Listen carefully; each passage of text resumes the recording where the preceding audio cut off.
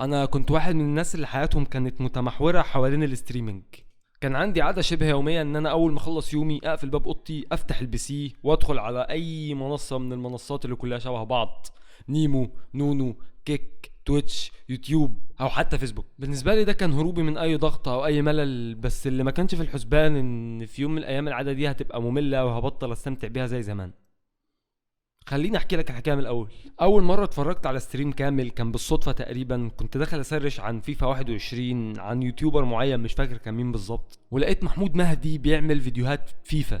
انا كنت عارفه وبتفرج عليه على قناه فيلم جامد، قناه ماتش جامد، ده انا ما كنتش اسمع عنها اصلا. دخلت شفت الفيديو اللي طلع لي، وشفت حلقه ورا التانية ورا التالتة لغايه ما خلصت السلسله كلها، وقلت لنفسي ليه ما اجربش اخش ستريم من الاستريمات اللي هو بيلعب فيها وبيسجل فيها الحلقات دي.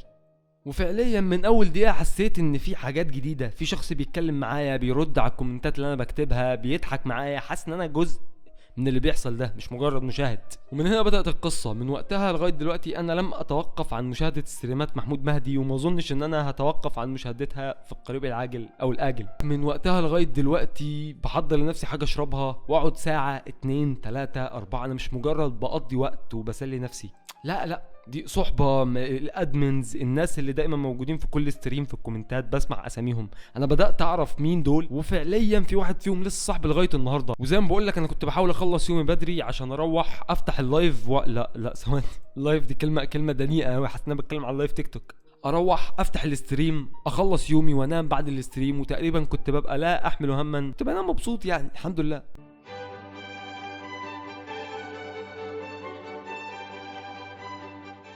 وما كنتش بتفرج على محمود مهدي بس تقريبا، يعني المشكله ان الستريمرز المصريين وقتها كانوا قليلين على عكس دلوقتي في وئام، في سيف حجازي، ادهم بوجو، الشباب دي كلها هم تقريبا اللي ماسكين محتوى الاستريمنج في مصر. ومع اختلافي معاهم في نقط كتيره مش عايز اتكلم عنهم في الفيديو ده، لان الفيديو ده بيتكلم عن الكونسبت نفسه ومش عايز اعقب على حد فيهم.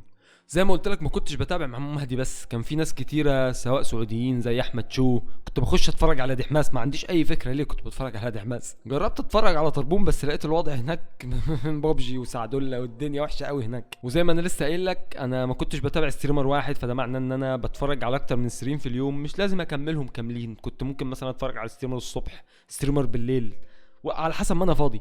بس كان اهم ستريم في اليوم بالنسبه لي كان ستريم محمود مهدي. في الاغلب كان بيستريم بالليل على الساعه 8 7، او كان ممكن ستريم مفاجئ الصبح بعد العصر. يا اخي كان وقت حلو بعفويته، بلقطاته، بالنمرضه، بالجليتشات بتاعت فيفا، بصياح محمود مهدي لما كان يبقى خسران، لما يعمل باكت ايكون يصرف فيها النادي كله ويطلع له ايكون فان نيستلروي مثلا. في لقطات كتيره حصلت لي في الاستريمات انا لسه فاكرها كانها حصلت معايا امبارح النهارده الصبح.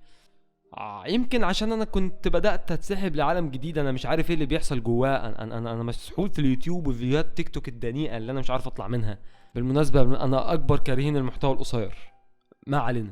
بس المشكله في اكتشافك لحاجه جديده، سواء الحاجه دي كانت لعبه او محتوى او مجال او حتى شغل. اكتشافك للحاجه دي من غير ما تطور من نفسها وتتجدد، الموضوع بيبدا يبقى لا لا اقلب. انا عارف ايه اللي هيتقال بعد الكومنت ده، انا عارف اللي هيتقال بعد اللقطه دي، انا عارف. انا تقريبا حصل معايا كل ده كله. انا بيجيلي 90 ديجافو في الاستريم، انا مش قادر اتفرج تاني. طبعا كل ده خارج عن استريمات الدود، يعني مش محتاج ايه اوجه تحيه للدود اكتر من كده. الموضوع بيبدا يبقى ممل تدريجيا، بيحصل لك انت انطفاء في رغبتك انك تفتح الاستريم وتقعد تتفرج على نفس الحاجات اللي بتحصل كل يوم كل يوم. فمن الطبيعي ان يحصل تغير في حاجات كتيره. زي ما قلت لك مع الوقت بدأت الاحظ حاجة، كل ما افتح لايف الاقي نفس الحاجة بتتكرر، وحاجة زي دي ممكن تبقى معمولة من الستريمر عن عمد او غير عمد، بس انا هتكلم في حالة انه مش متعمد يعمل حاجة زي دي. انا مضطر اجيب سيرة وئام مثلا في الفيديو ده. الستريمر لازم يبقى فارض بيرسونا او شخصية معينة للجمهور، شخصية المجنون، شخصية الغبي اللي بيقول حاجات غريبة، شخصية الخجول ال فزي ما قلت لك لازم الاستريمر بيبقى فارض شخصيه معينه بيطلع يستريم بيها، سواء كانت بقى دي شخصيته في الحقيقه او دي سمه من سمات شخصيته، مش لازم تبقى شخصيته فعليا. فهو بالظبط بيبقى قاعد زي شاكر في اللايفات بتاعت التيك توك، بيبقى مستني واحده طالعه معاه جست تقول كلمه فيها طه او زين، او تقول مثلا، او تقول اي كلمه مش مفهومه مش مسموعه صح، عشان عارف يبص البصه دي اللي هي البصه اللي بيبصها دي او مثلا يقول ايه، يعمل بقى حاجه تتاخد كليب، ومن هنا بيطلع مصطلح الكليب فارمنج اللي انا هتكلم عنه شويه. ففرضه لشخصيه معينه بيطلع بيها في الاستريمات دايما بيخلي اي حاجه ممكن يعملها متوقعه، ردوا على كومنت، ردوا على دونيشن، فيديو غريب شافه، وحاجه زي دي مع الوقت هي اللي بتخلق شعله الملل. الموضوع بدأ يتحول واحدة واحدة لان هو يبقى كليب فارمنج. والكليب فارمنج ده مصطلح مشهور بالاخص عند الاستريمرز الغرب، ومعناه ان الاستريمر اللي بيبقى قاعد متقدر قدام الكرسي بيبقى قاعد متقدر قدام المايك على الكرسي 8 ساعات متواصله، وطول ال8 ساعات بيعمل حاجات غريبه وكرنج لاجل بس انها تتاخد كليب وتنزل بقى تيك توك وانستا وتتفايرل والناس تشوف. افضل بقى احشر كرنج وحاجات فيها حاجات جنسيه، عشان زي مثلا معلش بس حد اديتور ياخدها يقصقصها ينزلها ريلز وتيك توك وشورتس. وكمان الشات اللي كان ممتع بقى مليان سبام وكلام سلبي. المجتمع نفسه بقى تقيل شويه، توكسيك بطريقه ما او باخرى. يا سلام بقى لو في واحده في الاستريم طيران كليب فارمنج بقى، كليبات للصبح بقى. يعني سيف حجازي من فتره كان جايب معاه واحده في الاستريم، انا دخلت بقى، انا بابا مش عارف اقول ايه والله. انا في العادي بخش اتفرج على استريمات سيف من فتره لفتره لما الاقي نفسي فاضي، بس الاستريم ده ما عرفتش اكمله بسبب اللي هو بيعمله واللي البت بتعمله والناس اللي في الكومنتات بيعملوه. فزي ما بقول لك دي تجربتي الشخصيه انا. ففي الاول وقت ما بدات اتقفل من الاستريمات قلت يمكن دي فتره وهتعدي، الموضوع مؤقت عند ستريمر والستريمر التاني لأ. بس للأسف الموضوع بشكل ما استمر وفضل خرا زي ما هو. وبدأت أسأل نفسي هو أنا بتفرج عشان بستمتع ولا عشان خلاص بقت عادة؟ قهر الغبنة ما راح يتعدى الحظ في يوم من الأيام، ما راح يمشي حظي في يوم من الأيام، ما راح أفرح في يوم من الأيام، ما راح أسعد في يوم من الأيام. اكتر حاجه ضايقتني ان كان في ستريمرز كتير من الناس اللي انا بتفرج عليهم كانوا بيهتموا بالسبونسرز والاعلانات اكتر من الجمهور. يا عمي انا او جي منبر، بالله عليك بالله يعني قدرني. ما بقاش فيه اهتمام بالمحتوى نفسه على قد ما هو اهتمام بان هو يظهر السبونسر اللي معاه في الاستريم، وده بشكل ما حقه المادي على الاقل. الاعلانات بقت كتيره، الرياكشنز بقت مكرره، والجمهور نفسه بدا يبقى بالنسبه لبعضهم مجرد ارقام هم بيعدوها عشان يشوفوا مدى نجاحهم ستريم عن ستريم. وكل ما العدد بيكتر الكليب فارمنج بيكتر، الاعلانات هتكتر. في اللحظه دي انا اكتشفت ان اللي كان شاددني في الاستريمنج زمان اصلا كان عفويته وعشوائيته وكل حاجه غريبه بتحصل فيه. النهارده بقى العفويه دي ضاعت، العفويه خلاص ما عادتش تتصل بيك تاني، خلاص الموضوع بقى محسوب اكتر، تجاري اكتر، مش ممتع زي الاول، وما اظنش ان هو هيرجع تاني ممتع زي الاول. فخلاص بقى رجعني بقى لايه، لطريق المجد، حلقات الفيفا من قناه ماتش جامد. الحلقات دي كنت بشوفها ستريمات وفيديوهات على اليوتيوب اول ما بتنزل، انا هموت واعرف انا وقتها كنت جايب وقت منين. دلوقتي ممكن يعدي يوم ورا التاني ورا التالت من غير ما احس ان انا محتاج افتح ستريم. حتى ستريمات محمود مهدي نفسها بقيت مقفول منها، مش بسبب الدود، بسبب كونسبت الاستريمات عموما. خسارة الاستريمنج اللمعة بتاعته من بعد 2018 19 لغاية 2022، او هتكلم عربية لغاية 2023.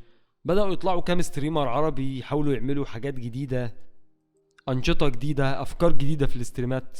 وهستبعد ستريمرز الجيمنج. يعني عايز اقول لك الشباب اللي ماسكين الاستريمنج في مصر دلوقتي، انا الكلمه دي قلتها كتير قوي، انا ما فكرتش في الشباب اللي ماسكين الاستريمنج. الشباب دول لسه طالعين، يعني سيف حجازي ممكن يكون بيستريم من 2024 بس بدا يفايرال السنه دي بالميت لما اتلم.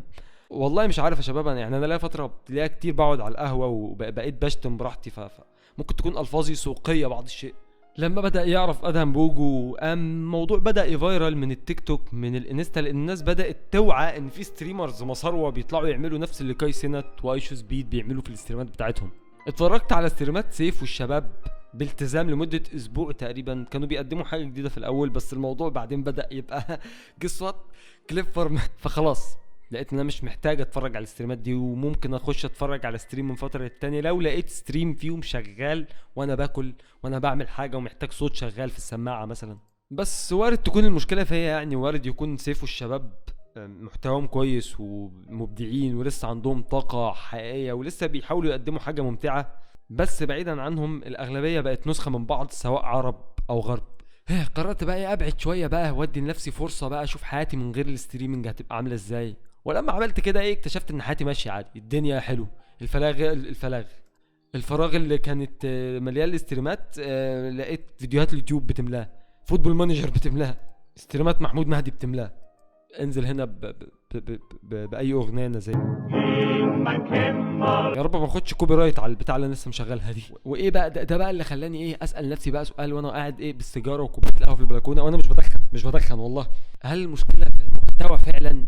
المحتوى بقى ضعيف ولا في انا؟ هل انا كبرت وبقيت بدور على حاجات مختلفه، محتوى مختلف؟